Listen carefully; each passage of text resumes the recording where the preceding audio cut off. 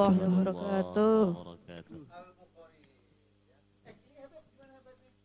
Masih sakit katanya. Masya Allah. Amin. Amin. Amin. Siap. Amin. Waalaikumsalam warahmatullahi wabarakatuh. TVRI Kalimantan Selatan dimanapun Anda berada, kita jumpa lagi di acara Marhaban Ya Ramadan, berbagi dengan anak panti di hari yang ke-6. Tak terasa kita, Gusti Ira sudah masuk ke hari ke-6. Kayaknya makin halus saja kan? Kira-kira siang tidak makan ini ya. Kada makan ya, baik. Seperti biasa kita berharap semuanya ya, kita semua berharap mudah-mudahan saum kita di bulan Ramadan, ibadah-ibadah kita di bulan Ramadan itu dilipat gandakan dan juga diterima oleh Allah Subhanahu wa taala. Amin ya rabbal alamin. Bagi Anda yang sakit atau keluarga kita yang sakit, kita doakan mudah-mudahan penyakitnya diangkat oleh Allah dan sembuh lalu bisa beraktivitas dan beribadah seperti biasa. Bagi Anda yang punya masalah, mudah-mudahan masalah juga selesai. Dan bagi Anda yang punya hutang, mudah-mudahan Allah melunasi hutang kita semuanya. Amin. Yang ring aminnya tuh banyak hutangnya kira-kira ya. Baik, di Marhaban Ya Ramadan kali ini, ini mantep ini ya. Tapi nanti kita akan kaji lebih lanjut. Tapi saya mau ngobrol dulu dengan panti asuhan. Ini panti asuhan mana nih? Assalamualaikum. Waalaikumsalam warahmatullahi wabarakatuh. Ya, ini panti asuhan dari mana? Panti asuhan Nurul Ihsan Gambut. Oh, Gambut. Iya. Ini kayaknya langganan. Sudah berapa kali diundang di TVRI ini? Enggak ketara ya. Iya. Karena tahun ini itu kalau Marhaban Ya Ramadan berbagi dengan anak panti yang ke-17 tahun. Jadi nggak terasa sudah 17 tahun ya. Jadi kira-kira ya anaknya ini sudah hanyar. Ini yang baru ini. Yang baru? Iya. Oh, bukan yang hanyar? Iya. Oh, berarti yang baru ini, iya. Bukannya hanyar. Yang baru. Kalau yang sudah selesai itu alumni sudah keluar? Alumni sudah keluar, sudah yang kerja itu. Tapi ada juga yang mengabdi? Saya sendiri yang mengabdi. Oh, sudah habis ya? Iya. Nah, sekarang kalau misalnya ada donator atau agnia yang mau menyumbangkan hartanya ke panti asuhan Miftahul Ihsan ya? Nurul Ihsan. Darul Ihsan daerah Gambut itu iya. Kemana? Patokannya para kemana supaya nyaman orang menuju ke sana? Sebelum Tenda Biru itu. Oh, samping... itu bukannya lagu seseorang? Iya. Tenda Biru? Bukan? Oh, para di Gambut ada Tenda Biru, ada papan nama ya? Ya, sebelumnya. Oke. Nah, sekarang anak tanya sama Antum. Antum kan sering diundang di TVRI. Iya. Perkembangan panti ketika diundang ada perubahan banyak ya? Donator atau gimana? Ada ya? Waktu dulu ada gerakan wakaf satu komputer sempat nerima ya? Sudah. Sekarang masih bagus? Gak ada lagi. Iya, bepada aja, kami kurang gitu ya. Kita doakan mudah-mudahan Marhaban yang akan datang, kita coba gaungkan lagi ada gerakan wakaf satu komputer atau satu AC gitu ya. Mudah-mudahan. Baik, sekarang apa keinginan atau harapan dari panti asuhan untuk masyarakat masyarakat di rumah? Apa maunya apa ini? Kami dari panti asuhan maunya untuk donasi ya. Iya, donasi. Berupa uang dan lain sebagainya. Ya, untuk kehidupan sehari-hari ya, iya, dia SPP anak sekolah. Iya. Kalau renovasi enggak? Enggak. Ya. Nanti kalau misalnya Abi jadi bupati, panti asuhan Abi bongkar. Itu lihat tangannya sudah gitu. Hilangan sudah ya. Tapi yang jelas bahwa yang diperlukan kehidupan sehari-hari ya untuk makan dan SPP ya. Baik. Hari ini insya Allah buka puasanya dengan Haji Muhammad Hasbi Nur Rahman dari Banjarmasin. Nanti buka puasanya takjilnya sama beliau nanti ya. Baik. Pemirsa dimanapun Anda berada, kita hari yang ke-6 ini sudah kayaknya setan itu tidak harus biasanya kalau sudah setan itu sudah dibelenggu. Tapi materi ini aneh buat Abi aneh. Waspada setan di bulan Ramadan. Bukannya Ramadan udah dibelenggu? Ternyata masih tetap waspada. Nah, ini kira-kira siapa yang membahas ini? Kita semua sudah tahu ini guru mulia kita, Abi termasuk mengagum hanya silaturahim melalui di YouTube aja, tapi sangat luar biasa. Kata-katanya lembut, tapi sangat menyentuh. Kita panggil beliau Guru Yan Nur. Assalamualaikum Guru. Waalaikumsalam. Masya Allah. Orangnya halus saja. Halus saja terus. Tinggi Abi jatah. Ya Allah. Alhamdulillah khair. Alhamdulillah. Alhamdulillah, ahlan wa sahlan. Ini langsung dari sana atau memang khusus undangan di TVRI ini? Kemarin ada acara, terus kita nginap tadi malam di sini. Dan kalau dia Marhaban tidak boleh ditolak. Ini acara sangat luar biasa, Guru. Iya, iya. Ahlan, tafadhal. Kalau dilihat gaya apa tausiahnya Gus Tira ya, teman-teman di apa Al-Bukhari, slow santai gitunya. Tapi tidak membosankan dan habis sering nonton di YouTube-nya itu. Tidak membosankan. Jadi kalau misalnya kita kumpul kita nonton ini. Ada satu kalau yang viral tuh 3 sebenarnya ya. Ini sama Habib Tampar. Habib Tampar. Harus sebenarnya ditampari ya. Yang menampar Habib karena ada waninya kan. Coba yang lain bisa bohwal ini kita ya. Baik Guru.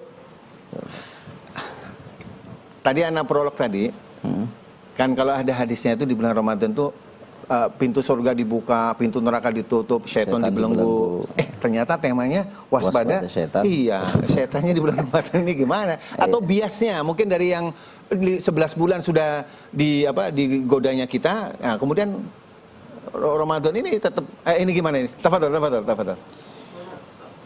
Assalamualaikum warahmatullahi wabarakatuh. Waalaikumsalam warahmatullahi. Bismillah, alhamdulillah, salatu wassalamu ala rasulillah wa ala alihi wa sahbihi man walah, amma ba'd. Alhamdulillah, hari ini tema kita mengangkat waspada syaitan di bulan Ramadan. Padahal di dalam hadis baginda Nabi SAW kan disebutkan wasufidatis syayatin. Setan itu kan dibelenggu di bulan suci Ramadan. Ya, akan tetapi namanya syaitan sebagai musuh yang nyata bagi kita. Tentunya tipu daya syaitan itu sangatlah halus dan bisa membuat siapapun terjerumus ke dalamnya. Walaupun dia dibelenggu, tipu dayanya selalu terus jalan. Bisikan-bisikannya selalu dan selalu. Kadang dulu Guru. Kalau misalnya kita dengar ceramah-ceramah Tuan Gurita Bahari itulah, kalau misalnya orangnya nang pina macel-macel, itu setannya macel juga. Kalau yang Tuan Guru, setannya Tuan Guru. Emang betul ya? Dia tergantung juga itu ya? Iya, Tuan Gurunya setan. Lanjut. Kalau Imam Al-Ghazali mengupas di dalam kitab Minhajul Abidin beliau, itu godaan-godaan syaitan itu mulai dari kelas yang dianggap paling bahasanya tuh kayak terang-terangan menggodanya sampai ke tingkat yang paling tersembunyi, yang paling halus. Di antaranya disebut yang paling pertama itu godaan syaitan itu di bulan apapun itu selalu ada tipu dayanya, godaannya tersebut selalu ada. Satu, ia menyuruh agar kita meninggalkan kewajiban. Ini kan terang-terangan. Sholat itu ya, mau Ramadan kita banyak menemukan orang nang kada puasa. Sekadung. Kan nampak itu. Godaannya nampak, ada dosa puasa. Ini sembahyang 5 waktu ada, kedusah sembahyang. Ini godaan yang paling terang-terangan. Bagi setan ini terang-terangan. Dia menggoda, menyuruh meninggalkan kewajiban yang paling wajib gitu. Sehingga kita banyak menemukan walaupun bulan Ramadan masih banyak orang kada sembahyang, Ramadan masih banyak orang kada puasa, bahkan ada yang bangga lagi. Ada biasanya gini Guru, aku tuh yang melihati orang tuh munjun, mulai bisukan, tahu di mana? Aku melihati ya, berarti sini kan seharian melihati. Makanya petakun Guru tahu dari mana orang tuh kada sembahyang gitu lah. Itu fenomenanya banyak begitu ya. Banyak. Memang biasa kita menemukan orang kada sembahyang tuh biasa. Sudahlah ikam sembahyang, kada jar. Serinya nama pada. Jadi kita tahu Ini ada dulu kawan kita di sini di TVRI ini lagi syuting ke luar kota. Di kota baru gurunya lawan kita. Terus kayak apa kita belajar? Kita menjam aja mengkode aja kada apa-apa jar. Iya. Terus ada satu kayak apa ikam jar? Kada ustaz ulun mengkode aja jar. Mengkada itu pang jar. Mengkada. Seumuran kada. Seumuran kada. Nah itu kan yang terang-terangan godaannya. Baru nanti kalau tahap pertama itu tidak berhasil, ia pindah ke tahap kedua. Apa itu? Ia pindah ke tahap kedua, yaitu disuruhnya aja menggawi kewajiban tadi, tapi kaina. Jika misalnya sembahyang tuh duhur jam 12:30 masuk, kaina gin 2:30 aja. Atau kena jam 1 kan? Jam 1 kena 1:30 diundur-undur ya. Itu tahap godaan setan yang kedua. Kalau itu kada berhasil, dia pindah lagi. Ayo hai kam gawi ha. Tarusakan ha gawi, tapi ancapi. Capat-capat. Nah ini nih taraweh narancakan aneh. Taraweh narancak. Yang taraweh belalajuan tok. 20 rakaat 10 menit tuntong. Yang camuh bacaan. Yang lagi viral tuh lah. Ibarat mesin tuh pakai pertama turbo itu. Tarawihnya pertama subuh. Kita cepat itu boleh, tapi itu makninah tetap diperhatikan. Tapi ada waktu COVID semalam, Bu ini kan mendengar beritanya lah. Ada seseorang ketika COVID kan tidak ada kerjaan tuh guru, sholat tadi itu khusyuknya luar biasa. Lalu dalam hati, seumur hidup aku baru ini aku sholat khusyuk. Begitu dia rukuk, setelah handap sekalinya. Itu boleh jadi ya? Boleh jadi. Begitu kan khusyuk benar tuh. Begitu rukuk, setelah handap aku sekalinya. Itu tahapan ketiga tadi kan disuruhnya mempercepat. Jadi ayo lah kasih hak, sembahyang hak, gawi hak, tapi cepat-cepat. Saya kira-kira dalam cepat-cepat itu kita ada ketinggalan rukun, ada ketinggalan apa yang membuat ibadah kita tidak sah, gitu. Itu tahapan ketiga. Baru nanti kalau sudah itu tidak berhasil, dari 1, 2, 3 tidak berhasil, dia pindah ke tahap nomor 4. Pindah ke tahap nomor 4. Apa tahapan nomor 4? Disuruhnya memang untuk mengerjakan, tapi dimasukkannya ke dalam hati. Ada bisikan-bisikan, wah minta nilai manusia, sehingga dalam ibadahnya itu soalnya dia paling rajin ke masjid, ria, dia paling khusyuk. Iya, termasuk tadi paling khusyuk akhirnya pada ingat pada salawat handap. Ini karena bisa bahan jadi ceramah sidin kan. Ada tambahan kelima? Kalau sudah itu ria kada lulus juga, artinya orang ini tetap dalam ibadahnya ikhlas. Karena dibunga-bungainya hati itu, dimasukkannya tahap berikutnya, diberikan sifat ujub, dibuat ujub. Hati itu merasa bangga, bangga dengan ibadah, bangga, paling hebat lah, bangga dengan diri sendiri, merasa artinya bahwa sabanjaran ini kan dedapang kayak aku. Itu merasa dirinya sorangan gitu. Kalaupun di situ kada lulus juga, kayaknya pindah lagi ke tahap yang paling halus. Dan ini yang paling banyak tertipu itu adalah orang-orang yang sudah kelas tinggi.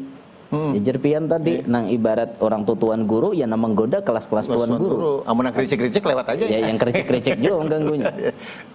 Kayaknya masuk kepada orang yang tingkatannya paling tinggi ini tadi, sudah masuk tinggi lah kelasnya itu orang. Dia masukkan ke dalam hatinya, orang ini selamat sudah dari riya, selamat dari ujub. Karena dibumbu-bumbuinya dengan ibadahmu ini, karena ikam sakti, ikam dapat karomat, ikam dapat ini. Itu termasuk tipu daya setan. Berapa banyak orang beribadah terjatuh gara-gara dibumbu-bumbui dengan karomat, dengan kesaktian. Itu tipu daya setan. Dan yang terakhir ini banyak orang-orang yang hebat tidak lulus. Banyak orang hebat tidak lulus. Nah, sehingga orang menganggap bahwa itu nyajis lah, apalah, karena merasa dirinya sudah paling suci dan sebagainya lah. Iya.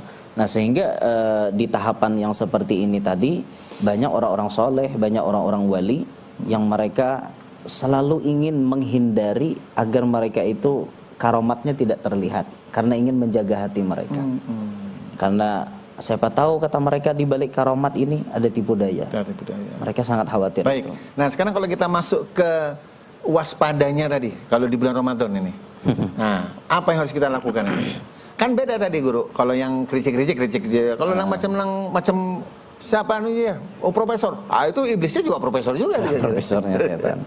Apa yang harus kita lakukan mengantisipasi, mewaspadai dalam bisikan-bisikan setan itu? Iya. Memang syaitan itu musuh yang paling luar biasa, ingin menjerumuskan kita, dan bagaimanapun ia selalu akan menggoda kita. Kan tetapi kita berusaha, untuk menghindari tipu daya tersebut, mawas diri, waspada. Dengan cara apa? Dengan cara satu, kita mengkaji ilmu. Ini paling penting. Mana mungkin kita tahu tipu daya musuh kita kalau kita tidak mengkaji. Strateginya harus diatur. Strateginya harus diatur dulu. Kaji dulu ilmu. Oh, ini kalau sudah muncul riya, ini cara menaklukkannya. Oh, ini kalau sudah muncul malas, cara menaklukkannya seperti ini. Kita harus mengkaji ilmunya. Kalau muncul malas untuk ibadah, bagaimana cara menaklukkannya? Ya kita ingatlah, aksiru min dzikri hazimil ladzat. Perbanyaklah mengingat sesuatu yang memutus kelezatan. Apa yang dimaksud? Al-maut, kematian.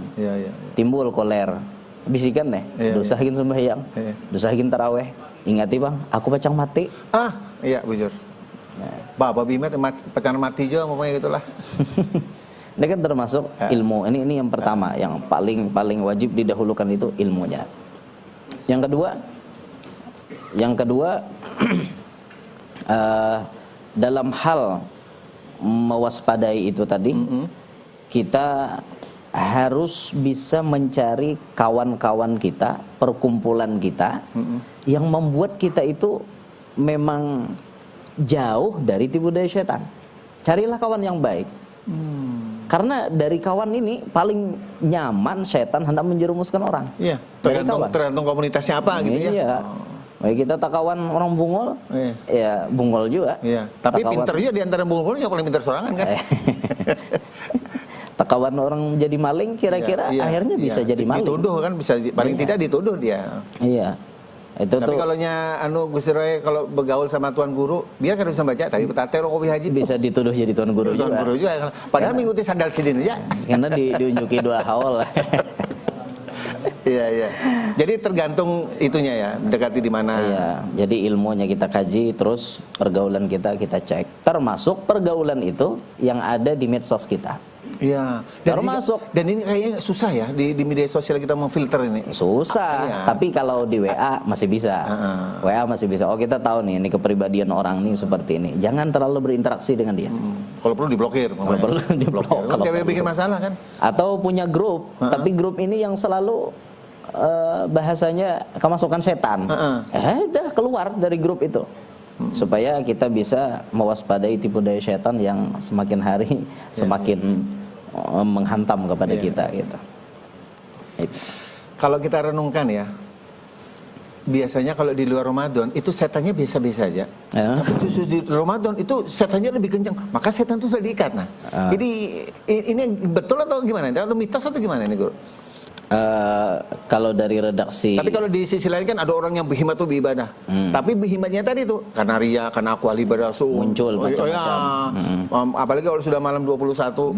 Bahkan banyak orang yang ahli ibadah itu yang tertipu dengan ibadahnya sendiri. Banyak seperti mereka lebih mementingkan yang sunat ketimbang yang wajib. Ada pula yang kadar sunat itu ada tingkatannya. Tapi ia lebih memilih kadar yang lebih rendah ketimbang mengerjakan kadar yang lebih tinggi. Contoh seperti qobliyah ba'diyah itu tinggi itu. Iya. Dibanding sholat taraweh itu lebih tinggi qobliyah ba'diyah. Ada orang yang tertipu tuh. Imbah isya, ba'diyah isyanya tertinggal, tarawih 4. Nah itu tertipu dengan ibadah. Padahal ba'diyah isya kada bisa dikalahkan oleh tarawih. Karena itu setiap hari tidak bisa ditinggal oleh baginda Nabi SAW. Apa tadi Japian? Yang aktivitasnya kalau di luar Ramadan kayaknya di luar Ramadan kayaknya biasa. Iya, kemudian kalau Ramadan setannya kayaknya kencang tuh. Sebagian guru kita itu menjelaskan memang setan dibelenggu, tapi kan bumbu-bumbu setan masih ada bekas-bekasnya ya. yang masuk kepada hawa nafsu kita. Dalam diri ini ada hawa nafsu kan. Kita punya nafsu. Dan ini yang kadang-kadang kita kada bisa merem. Sehingga di Ramadan godaannya makin hari makin berat. Apalagi untuk urusan yang halal pun kita kadang-kadang kada kau meredamnya. Contohnya makan tuh contohnya tuh. Lagi siang ini kayu jabuk gini nyaman dilihat. kayu jabuk digulai asal hingga kacong. Apalagi makaring. Itu kan godaan-godaan dari nafsu kita. Kan ada dialog antara Nabi Musa sama syaitan kan. Manusia yang bagaimana yang mudah menurut engkau yang mudah engkau tipu daya, yaitu merasa dirinya ujub, kemudian merasa banyak berbuat amal soleh, kemudian merasa tidak pernah salah. Wah, ini mudah ditipu daya. Boleh jadi itu ya. Bujur benar. Orang-orang ahli ibadah tuh kemudian kita biasa mendengar sejarahnya ada yang 500 tahun ibadahnya tidak pernah maksiat, tapi setumat setan menggoda hilang. Sekian tahun itu ya? Ratusan tahun. Seperti Bersisa. Bersisa itu nggak kada pernah maksiat, ahli ibadah, terus-terusan ibadahnya. Tapi kenyataannya akhir hayatnya dia ditipu oleh setan sampai matinya su'ul khatimah. Wala'iyadzubillahi min dzalik. Nah itulah tipu daya setan yang selalu menghantui kita. Nah sehingga kita ini setiap hari disuruh untuk berlindung kepada Allah. Memang setan itu musuh kita. Kalaunya kita cela setan, ya mungkin salah juga kita mencela. Dia sudah tercela. Kita jangan mencela lagi. Karena akhirnya kita terjerumus dalam amarah. Sehingga guru kami menjelaskan, kata beliau, setan itu orang yang sudah terkutuk, sudah tercela. Jangan lagi kamu cela. Tugas kamu bukan mencela setan. Kalau kamu mencela, berarti penyakit hatimu ada. Itu ditunggangi oleh setan itu. Dengan kamu mencela dia, ternyata kamu di hati dimasuki oleh dia. Jadi kata guru kita, ketika kita menyatakan musuh dengan syaitan, tugas kita cuma satu, berlindung kepada penciptanya syaitan, yaitu Allah Subhanahu wa taala. Jadi dulu Gus Dur pernah punya dalam hati yang mengatakan, inna syaitan itu musuh nyata bagi manusia. Tapi kalau kita memusuhi setan, tidak bedanya kita juga setan juga kan. Jadi kita tahu bahwa dia musuh kita nggak usah musuhi dia. Sudah kayak gitu ya. Kira-kira gitu. Bahasa ya, guru kami kayak itu. Kita jangan umpat mencelainya, kita jangan umpat menyembatinya lagi. Tugas kita berlindung. Karena ini musuh kita ini halus ini. Dia melihat kepada kita kan tidak melihat kepada dia. Nah, sehingga ada satu doa yang sangat-sangat ditakuti oleh syaitan. Yaitu doanya Al-Imam Muhammad bin Wasi'. Itu doa itu Abah Guru Sekumpul ada menulis dalam Imdad dan dalam kitab-kitab lain. Itu doa Masya Allah lah paling ditakuti oleh syaitan. Dan kadang-kadang Tuan Guru itu kalau hendak menyampaikan ini digoda oleh syaitan. Jadi hati-hati juga kita nih. Hati-hati. Kadang-kadang hendak menyampaikan listriknya lah mati. Ada menyampaikan bisa kada ingat. Bisa juga doanya kada ingat. Bisa. Pas gurunya berjanji hendak memfotokopiakan, harau kada ingat. Itu bagian dari godaannya. Apa doa itu perlu kita baca? Boleh, enggak apa-apa kan ini kan untuk masalah rumahnya supaya ibadah Ramadannya lebih khusyuk. Enggak apa-apa. Jangan kada ingat juga nih. Doa itu berbunyi Bismillahirrahmanirrahim. Allahumma ada ingat lagi nih. Kan bahasa pula. Allahumma innaka sallatta alaina aduwan basiran bi'uyubina muttali'an ala auratina yarana huwa wa qabiluhu min haitsu la narahum. Allahumma fa'ayishu minna kama ayyastahu min rahmatik wa qannithu minna kama qannattahu min afwik wa ba'id bainana wa bainahu kama ba'adta bainahu wa baina jannatik innaka ala kulli syai'in qadir. Itu doanya. Kalau kita artikan Allahumma innaka sallatta alaina. Ya Allah, pian memberikan kemampuan. Pian memberikan kekuasaan terhadap kami seorang musuh aduan basiran bi'uyubina. Musuh yang bisa melihat dengan kekurangan kami. Pian berikan kuasa kepada dia. Memang kan Allah memberikan kuasa. Tugasnya dia menggoda manusia.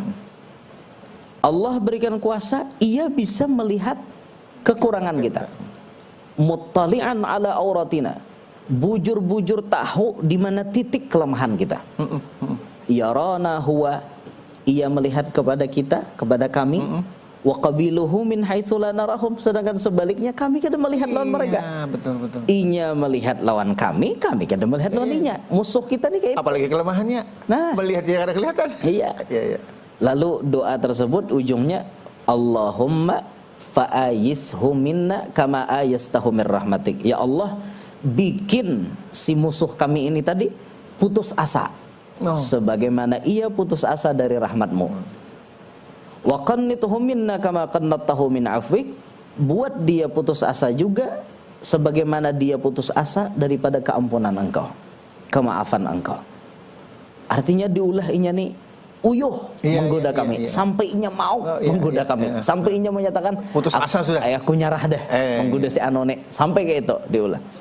Wa ba'id bainana wa bainahu, jauhkan kami dan antara si musuh ini tadi, kama ba'atta bainahu wa baina jannatik, sebagaimana pian menjauhkan inya daripada surganya pian. Itu aja yang kita panjatkan, karena musuh kita ini berat benar, luar biasa. Uyuh kita menghadapinya. Uyuh benar. Kita sudah berhikmat baik, malah ujubnya tumbuh. Di mana-mana dimasukkannya. Dia pandai menyuntikkan godaan-godaannya. Pandai benar. Maka berlindung kepada Allah, selalu berdoa memohon pertolongan dari Allah supaya kita selamat dari godaan setan tersebut. Dan perasaan ini jangan dianggap remeh itu guru ya. Jangan dianggap remeh itulah. Dan justru karena kita biar kita berhikmat beribadah, mulai kita remeh kenapa jadi kosong timbanganku? Selesai. Iya, berapa banyak orang ahli ibadah tertipu. Guru kalau kelihatannya baca doanya tadi kalau panjang ya. Panjang. Yang pendek-pendek ada nggak? Yang pendek-pendek paling auzubillahi minasyaitonirrajim. Itu tadi panjang. Makanya itu doa paling ditakuti oleh syaitan. Kenapa ditakuti? Karena kalau itu kabul, doa itu kabul, tidak ada celah bagi syaitan untuk menggoda orang tersebut. Kalau doa itu langsung diijabah oleh Allah. Maka titik kelemahan manusia itu ada lagi baginya. Masya Allah. Itu. Jadi Abi hendak balik ke rumah aja mengamalkan doa tadi itu. Tapi biasanya harus beraktivitas lain juga ya, tidak boleh. Tapi tetap masih ingat sama Allah. Selalu. Macam kayak gini acara ini kita di acara Marhaban Yomat kan berbagi dengan panti itu salah satu pekerjaan yang sangat mulia. Tapi juga iblisnya juga lewat juga ya.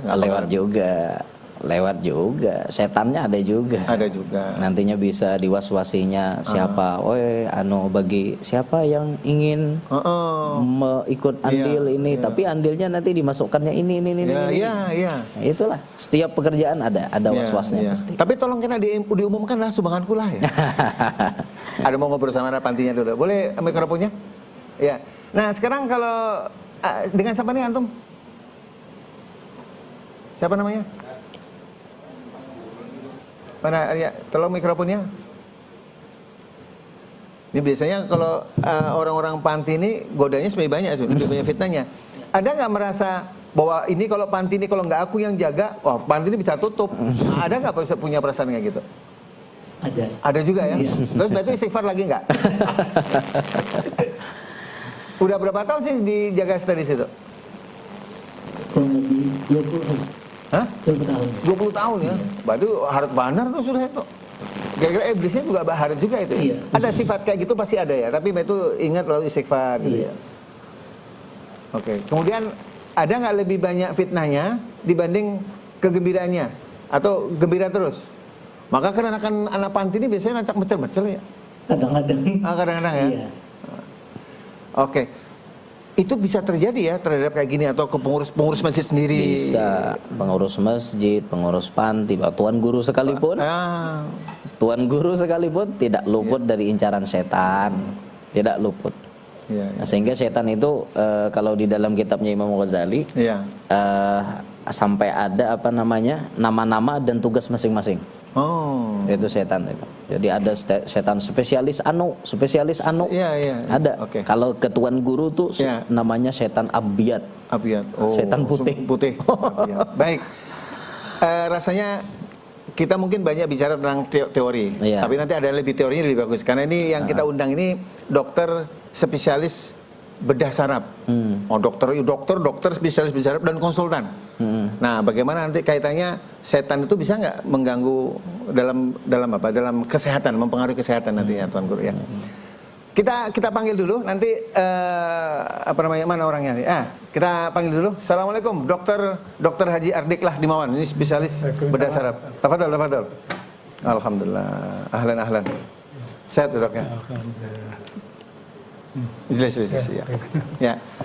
Baik pemirsa, sebelum kita ngobrol lebih jauh dengan dokter spesialis bedah saraf, apakah saraf ini juga akan mempengaruhi bisikan setan? Kita dengarkan sebuah lagu dulu. Ini lagunya berkenaan dengan itu, Man Ana, ya, Al-Bukhari. Man ana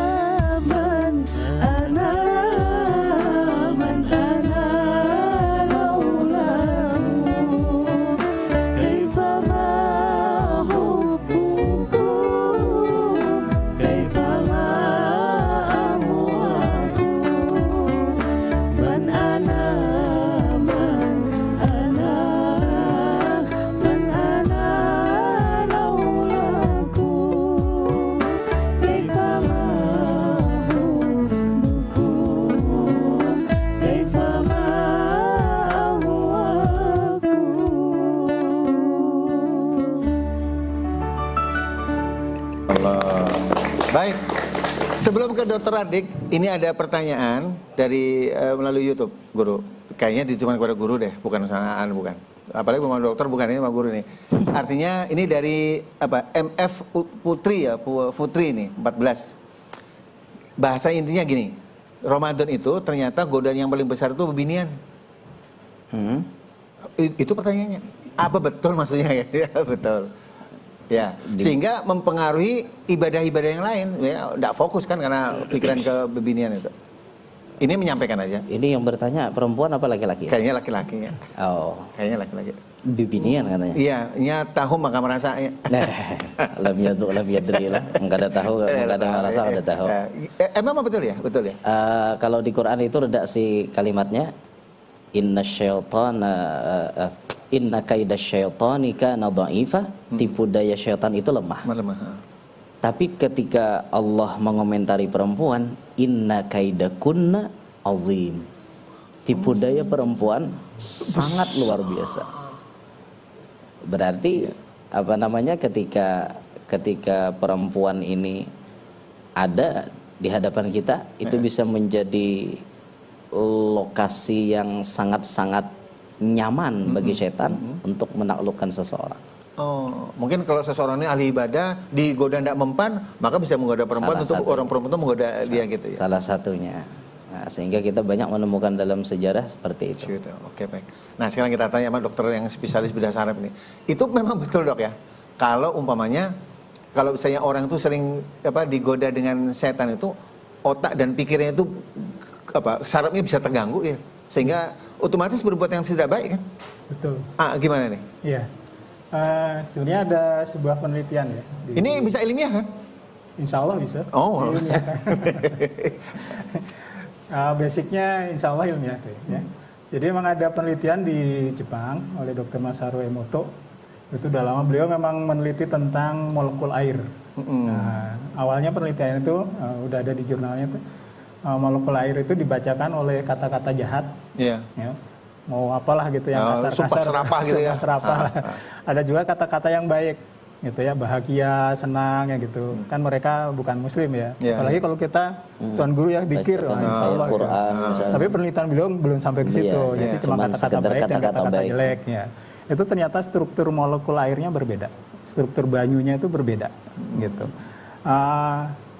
Dimana kalau yang kata-kata yang baik itu strukturnya baik. Sehingga makanya kalau itu kan suka ada ya Tuan Guru, doa banyu. Minta banyu itu didoain dengan kata-kata yang baik, itu mungkin benar kalau untuk umat Islam ada pengaruhnya. Sehingga ketika air itu dengan kata-kata yang baik, dia strukturnya berubah. Kemudian beliau tingkatkan untuk meneliti manusia. Jadi orang-orang yang sering berkata baik dan orang-orang yang jahat gitu ya, yang tiap hari itu ya binatang semua dan perilakunya juga memang perilaku yang jahat, itu ternyata struktur air di dalam tubuhnya berbeda. Ya. Sehingga ketika struktur air itu kan tubuh kita juga hampir 80% air, banyu. Jadi ketika strukturnya itu jahat, nah itu akhirnya menimbulkan banyak penyakit. Salah satu penyakit ya hati juga ya. Ya, yang paling gampang penyarikan lah. Itu udah gampang tuh, penyakitnya juga gampang muncul. Darah tinggi lah, mah lah, gitu. Itu emang struktur airnya berbeda. Nah, beda dengan orang yang tenang, ahli dzikir ya. Apalagi kalau bisa mengelola emosi. Kan di otak kita itu ada yang namanya sistem limbik tuh, pusat emosi. Kalau kita bisa mengelola di situ, struktur air di seluruh tubuh kita akan baik. Makanya tubuh kita akan menjadi sehat. Iya, iya. Justru karena misalnya tidak baik tadi itu melihat bebinian lalu camuai lah karena sudah struktur tubuhnya tidak baik. Nah, dari situ. Ya. Gimana Guru? Ini kalau makanya Allah itu mengatakan, mengingatkan buat kita ala bidzikrillah tutmainul. Kalau zikir hati tenang, kan pengaruh juga. Benar. Masuk. Gimana nih? Masuk. Kalau masuk-masuknya karena suruh. Dari keterangan Pak Dokter tadi, masya Allah kan. Yang paling paling banyak yang kita tidak lurus itu adalah mengelola emosi. Dan di sini kan tipu daya syaitan sangat mudah masuk, sehingga dari baginda Nabi SAW memberikan resep ketika syaitan sudah menggoda kita supaya amarah. Amarah ketika berdiri, bawa duduk. Ketika sudah berdiri, Masih duduk, kalau masih emosi. Cari aktivitas lain, terus berwudu sampai disuruh sholat. Iya. Kalau sudah sembahyang tuh kira-kira sarik ke Mas? Terlalu benar tak? Jadi membaca bola dolin kayak itulah. Kira-kira ada kalau lah. Di belakang aminya memamai juga. Betul. Jadi memang dari keterangan Pak Dokter tadi, Masya Allah kan, ketika penelitian seperti itu dan itu memang berkaitan dengan ilmu agama. Ya. Jadi memang diteliti dari air kemudian ditingkatkan kepada manusia, diteliti itu ya. Karena manusia memang ada hampir 80% darah paling Asalnya banyak. manusia kan dari air juga. Iya benar sebenarnya, iya. Iya. Makanya kalau nggak salah ya Tuan Guru, itu yang setan kan masuk ke aliran darah kita. Melewati aliran. Aliran. Kan di dalam darah kita kan isinya air juga. Selain sel-sel yang lain ya, itu hampir 60% gitu kan isinya air. Nah, air itu yang dipengaruhi. Itu yang saya macam keahlian dokter kan bedah saraf tuh. Ya. Itu boleh jadi ya bisa pengaruh ke saraf juga ya. Getaran saraf yang tadi yang sistem limbik itu, emosi, pusat emosi. Ya, jadi tergantung emosi kita. Kalau emosi kita emang yang tadi ya, apakah kita tenang atau memang penyarikan, itu akan merubah struktur air di dalam tubuh kita. Oke. Mungkin ini juga buat tambahan buat Tuan Guru atau Anda juga ya, buat pemirsa yang di rumah. Kalau misalnya sujud ini ya, dalam konteks sujud dalam perspektif kesehatan, memang ada orang nggak setuju sih. Tapi kalau dikaji dalam kesehatan, ada pengaruhnya nggak? Kenapa jadi Allah itu memerintahkan kita lebih sujud terhadap otak sarafnya ini? Banyak. Ya banyak tahu sih ada. apa kira-kira? Pertama, ketika kita sujud, itu kan otak lebih rendah dari jantung. Ya, jadi sehingga darah yang dialirkan ke otak itu lebih banyak. Akibatnya karena jantung memompa dia ya? Ya, memompa kan, aliran makin kencang, sehingga oksigenasi otak akan makin baik. Itu yang pertama. Sehingga metabolisme di dalam otak kita semakin baik. Jadi makin lama sujud, alirannya makin banyak ke otak, oksigenasi makin banyak, sel-sel otak itu akan diperbarui dengan oksigenasi. Makanya kalau habis sujud banyak, awalnya mungkin agak sakit pusing. Tapi lama itu plong gitu rasanya. Ya, itu yang pertama. Yang kedua, ternyata dari penelitian, ada bagian otak itu hanya terbuka teraliri darah kalau dia sujud. Contohnya yang mana nih? Ada, itu nggak disebutin, ada beberapa daerah, salah satunya mungkin sistem limbik itu juga susah darah masuk ke situ. Jadi supaya, makanya kalau yang tadi tuh, kalau kita marah, duduk. Kalau duduk masih marah, sujud. Kalau sujud aja masih marah, nggak ada tahu. Karena nanti sistem limbik kita akan terpengaruh oksigenasi gitu, sehingga kita akan menjadi lebih tenang. Kalau sudah tenang ya molekulnya berubah sih. Makanya Guru, kalau kita lihat tuan-tuan guru kita yang senior-senior tuh, yang tua-tua dulu lah, muanya itu seger-seger, adem, karena mungkin banyak sujud itu. Dan mereka kada penyarikan itu. Bisa mengelola emosi tadi. Iya. Dan mawanya tinggi, itu pengaruh karena banyak sujud ya? Pengaruh. Cerita dong, masa kayak gitu juga? Apalagi Ramadan ini, seperti ulama-ulama kita di Kota Terim, mereka ada yang tarawih itu 100 rakaat setiap malam. Setiap mana? Setiap malam. Jadi tarawih itu 5 tempat yang berbeda. Jadi sini 20, tempat lain jadwalnya jamnya beda. Pindah lagi ke masjid lain. Sampai 5 tempat. Jadi terakhir itu nanti waktu sahur. Pas selesai. Jadi kayak macam kalau di daerah kita tuh ngejar pasar ya. Habis dari sini pasar bukan pasar sana. Menyasahi pasaran. Menyasahi masjid. Menyasahi masjid. Di Kota Terim itu kan masjidnya banyak. Jadi tarawihnya ada yang berjam, berbeda jam. Ya Gus Guru ini tidak tahu kalau Abi ini orang Tarim. Mulai tahun 83 sampai 90 di Tarim, Tanjung Rema. Tanjung Rema. Ya Allah. Saking lezatnya di sujud itu ya, lezat sujud sehingga mereka mengejar itu. Ya, sehingga tanda mereka ahli sujud itu memang nampak. Nah, sekarang kalau misalnya kita sujud tarawih berjamaah, itu kan ada orang tua sebagainya kan. Idealnya sujud yang lama itu kan sendirian, Dok. Enggak, tapi kan banyak. Jumlahnya kan banyak. Jumlah sujudnya banyak. Kan rakaatnya banyak, ya sujudnya banyak. Satu rakaat kan 2 kali sujud. Betul. Standar memang mereka baca subhana rabbil a'lanya misalnya cuma 3 kali, tapi kan banyak. Sujudnya banyak. Kalau kita mau sujud lama-lama ya sembahyang sorangan, jangan berjamaah. Khawatirnya jamaah yang bingung. Ada bahari imam kalau wasal sujud. Ya, ini mulai rame nih. Ini tapi adanya yang ini. Kayak bagi Bahari, saya ya. karena bahari itu kan lantai masjid kadada pakai hambal, pakai karpet kadada. Cuma lantainya langsung paring aja sampo-sampo. Asalnya lawas kada bangunan. Asalnya di bawah malah hayam besaong. Icuk kayak dikira banyak benar baca doa aja. Dikiranya wah banyak pada baca hayam rame besaong di bawahnya. Kisah aja bang lah. Jangan-jangan imamnya dulu di saung gitu. Kira-kira mantan tukang saung ayam. Baik, kembali ke Dokter Ardik. Ada satu rahasia lain nggak misalnya dari getaran darah atau saraf itu? Ya, jadi selama sujud itu juga otak itu dicuci lebih baik. Pernah lihat teko lah? Teko air, teko banyu. Nah, misalnya kayak ibarat gini kan, kenapa teko itu mulutnya di atas? Sehingga kalau diisi air kan susah ya tumpahnya kecuali penuh. Supaya tumpah itu gimana? Ini tekonya ditumpahin. Disujutin. Ya, itu disujutin. Begitu sujud, air di kepala itu memang kan di kepala kita ada airnya. Cairan otak liquor namanya. Itu kalau kita begitu sujud itu alirannya kembalinya banyak. Begitu kita berdiri, dia terisi lagi. Begitu sujud dia keluar. Oh, jadi kayak macam dicuci ya, itu namanya cuci otak tuh kalau sujud. Cuci otak. Cuci otak. Cuci otak. Iya. Jadi metabolisme racun-racun di dalam otak itu keluar banyak. Masya Allah. Ketika sujud. Ngalirnya begitu sujud, deras tuh ngalir keluar. Begitu berdiri dia masuk. Iya. Jadi luar biasa. Dari penjelasan Dokter Ardik tadi, kalau misalnya kita harus memberi motivasi, jangan pernah untuk tidak sholat dan sujud ya, Anak Guru ya. Iya makanya. Karena manfaatnya sangat luar biasa. Iya, tadi. itu dari segi kesehatan manfaat luar biasa kan.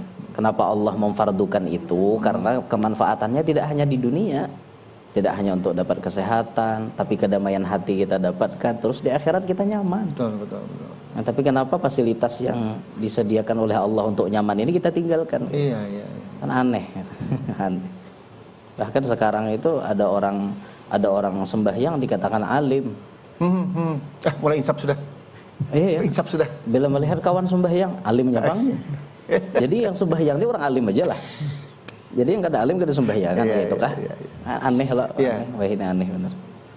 Jadi kalau misalnya kita kembali ke tema tentang waspada setan di bulan Ramadan ini. Itu juga bagian setan sebukuan tuh lah. Sebukuan. Kan menyambati orang alim tadi. Nah, itu berarti setan sebukuan itu supaya orang sudah nyata loh ini kefarduan, kenapa? Kenapa lagi harus dikatakan seperti itu? Tipu daya setan selain yang tadi itu ada tipu setan yang lain nggak Guru? Yang kita sendiri merasa itu biasa saja gitu. Lumrah gitu mungkin. Kayak apalah? Hah? Kayak apalah? Ini pekerjaan biasa saja. Ternyata itu bukan, itu memang karena bisikan setan. Sehingga ibadah kita tuh tidak karena Allah Ta'ala kan. Macam kalau kisahnya gini, yang ada seorang ahli ibadah yang ingin menebang pohon karena orang banyak menyembah itu. Pertama dia karena Allah Ta'ala. Tapi kalau Laos kan karena dolar. Jadi bukan, jadi pekerjaan sudah biasa gitu. Di akhir zaman banyak kita melihat tipu daya syaitan itu sangat mudah ia memasukkannya. Dikarenakan satu, kekurangan orang-orang di zaman ini koler mengkaji ilmu tuh, sehingga mereka ditipu tuh sangat mudah. Ulun beri satu contoh umpamanya, ada orang yang hobi ziarah. Bagus gak ada ziarah tuh? Bagus. Ke makam orang wali bagus gak? Betul, bagus. Habis itu baca Quran di sana bagus. Tapi kenyataannya apa? Capek, puyuh ziarah, ternyata kada sembahyang. Ziarahnya oke, sholatnya enggak. Oke, semangat bener ziarahnya, tapi kada sembahyang. Apa nih? Uyuh aku nah. Nyaman bener lah. Iya. Hanya di situ sudah digetek, disetel sekali, udah selesai. Nyaman. Hitungannya merasa lebih mengutamakan ziarahnya, akhirnya sholatnya terlupakan. Dikirainya kan dengan ziarah itu ya sudah tercover semua lah dosa-dosa. Bisa mendapat semuanya. Tapi ternyata kan kada kayak itu rumusnya. Ada juga yang ampun maaf benar. Banyak berduit. Duitnya kada kawadahan. Kada beseri. Kada beseri, kada kehitungan lagi lah intinya. Terus bolak-balik tolak ke Makkah. Inya aja nang umroh. Iya, 3 bulan tolak pulang. Inya aja, ada nang 7 bulan. 7 bulan. Inya aja, jakanya jadi pembimbing, tour leader. atau jadi mutawif itu kada jadi masalah. Ini kada, tulak-tulak aja. Tulak, ini aja tulak. Kada melihat keluarga seorang banyak yang belum ke Mekah. Oh. Tetangga-tetangga seorang banyak yang belum ke Mekah. Bahkan tetangga seorang ada yang kelaparan. Tapi seorang kada peduli. Hakun tolak umroh sana. Tertipu dia. Aja setan ikam di Makkah tuh gonol pahalanya 100.000 kali lipat, apalagi umroh di bulan Ramadan sama bahaji wan Rasulullah. Tapi kada peduli dengan orang sekitar. Orang sekitar ada yang kelaparan. Terus dia mementingkan pekerjaan sunat, dia kan sudah pernah umroh. Berarti umroh wajibnya sudah gugur. Terus yang tulak ini sunat-sunat aja. Kenapa kada menolak akan keluarga yang belum? Kan tidak mengurangi pahala dia kan sebenarnya. Tidak, bahkan dia memfasilitasi orang dapat pahala wajib, ya dia dapat pahala wajib juga karena fasilitas dari dia. Itu orang banyak kadang mengindahkan hal seperti itu. Iya, tapi merasa bujur sudah dia merasa bujur. Pahala aku nih gonol itu pahalanya. Tapi ternyata di balik itu ada tipu daya. Apalagi memang tujuannya untuk pamer. Apalagi yang paling menjadi wadah untuk setan di zaman ini medsos.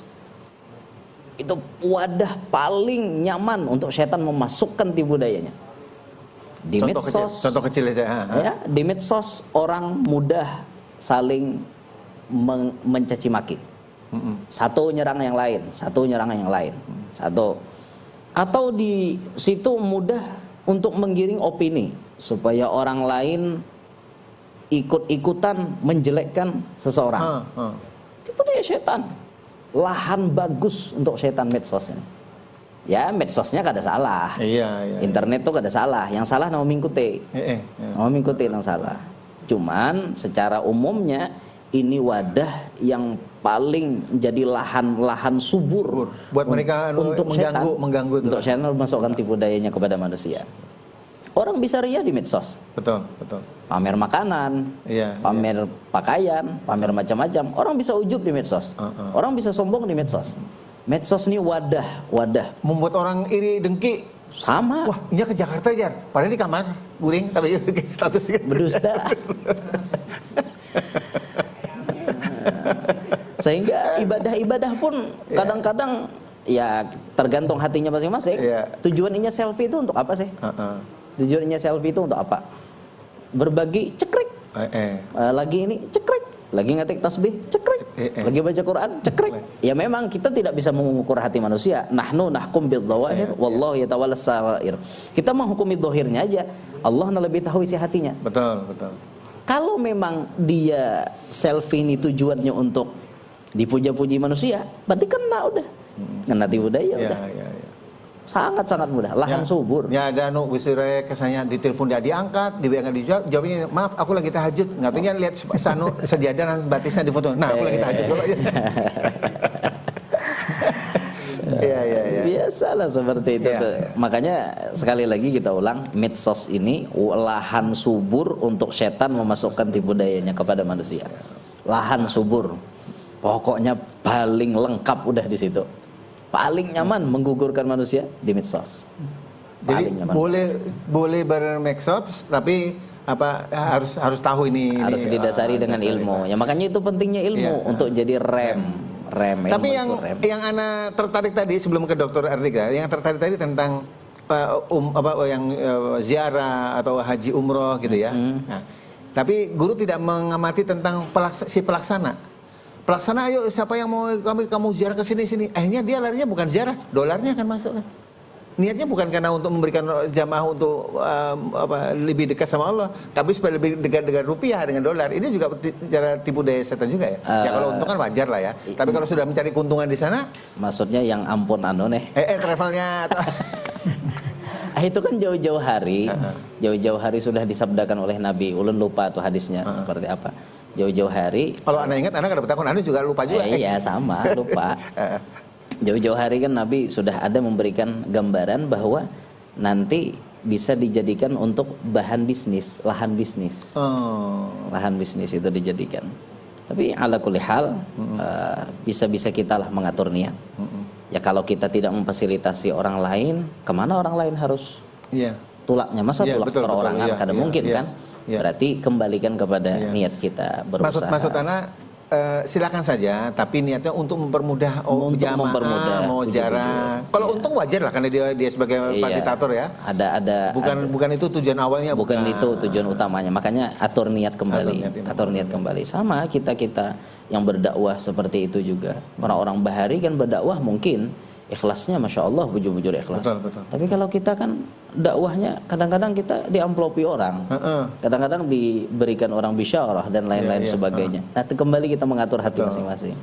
Ini ada kisahnya apa namanya? Ini guru ya gasan. Oh dong aku ikhlas berdakwah ya. Ada gasan beca bareng ya. Gasan beca ya sudah. Unjuk Kayaknya gurunya ada beca. Iya. Tadi ada tipu buahnya ya. Iya, guru yang jujur masya Allah seperti itu. Iya. Dari Dokter Adek, mungkin ada pesan sedikit ya tentang apa hati-hati dengan tipu daya setan tuh melalui diri kita, melalui darah, melalui otak. Ada pesan sedikit kayak gitu? Iya. Jadi memang seperti kata Tuan Guru ya, memang kita harus hati-hati. Terutama tadi syaitan kan sangat mempengaruhi emosional, bab niat tadi ya. Iya. Niat itu sangat mudah diselewengkan.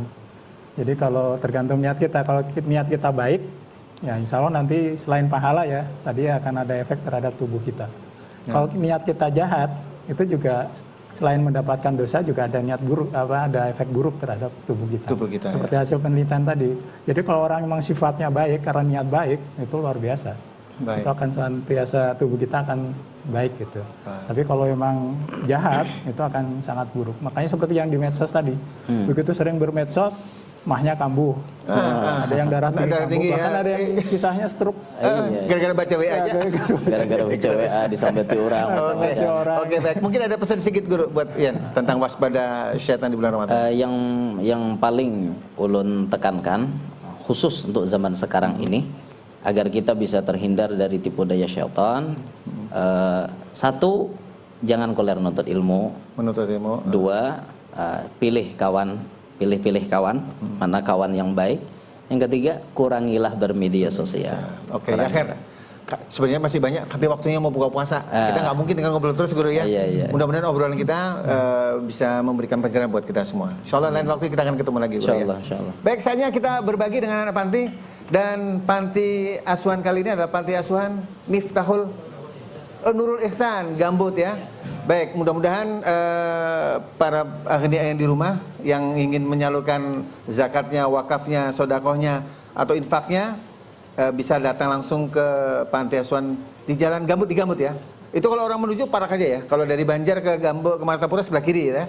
Sebelah kiri. Oke, mudah-mudahan. Dan hari ini kita buka puasa bersama Haji Muhammad Hasbi Nurrahman dari Banjarmasin. Mudah-mudahan ya. Baik pemirsa, demikianlah Marhaban ya Ramadan berbagi dengan anak panti, dan insya Allah besok kita akan ketemu lagi, yaitu pada setiap pukul 17 waktu Indonesia bagian tengah.